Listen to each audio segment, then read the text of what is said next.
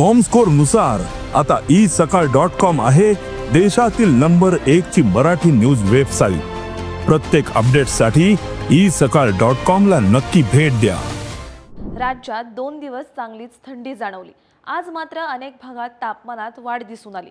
राज्यातील बदललेल्या परिस्थितीविषयी हवामान विभागाचे निवृत्त शास्त्रज्ञ माणिकराव खुळे म्हणाले की बुधवारपासून उत्तर भारतातून उत्तर दिशेने महाराष्ट्राकडे थंडी घेऊन येणारे वारे महाराष्ट्रातील संपूर्ण विदर्भ, मराठवाडा, खानदेश तसेच नाशिक आणि नगर उत्तर जिल्ह्यासहित महाराष्ट्रातील 23 जिल्ह्यात धडकू लागल्यामुळे एकाकी ही थंडी वाढली आहे। खुळे पुढे म्हणाले की गेल्या 1.5 महिन्यापासून म्हणजे 25 जानेवारीपासून ते बुधवारपर्यंत बंगालच्या उपसागरातून पूर्वीय दिशेचे दमट व आर्द्रतायुक्त वाऱ्यांच्या एकसुरी वहनातून उत्तर दिशेने महाराष्ट्रात थंडी घेऊन येणाऱ्या वाऱ्यांना अटकाव होत होता। तो अटकाव वारा वहन प्रणालीतील बदलातून जाणवतोय।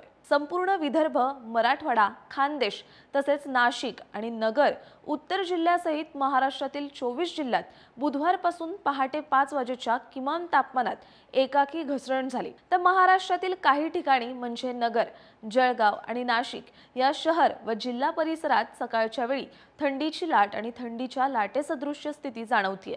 किमान तापमानाचा पारा या ठिकाणी 10 अंशापर्यंत घसरू लागलाय। ही परिस्थिती बुधवारपासून शनिवारपर्यंत असे 4 दिवस राहण्याची शक्यता जाणवते।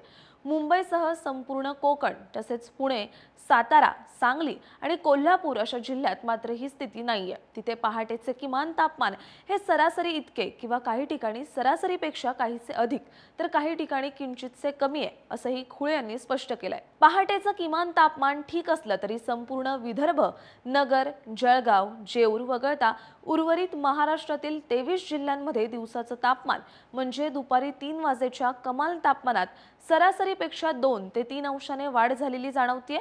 मुंबईसह कोकणात तर ही वाढ 4 ते 5 अंशापर्यंत झेपावली आहे। त्यामुळे तिथे दिवसाची उष्णता चांगलीच जाणवते असंही त्यांनी सांगितलंय।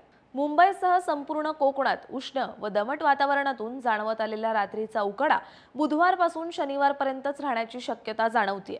तर रविवार आणि सोमवारी ही उष्णतेच्या लाटेची शक्यता नाकारता येत नाही असं खुळे यांनी सांगितलंय।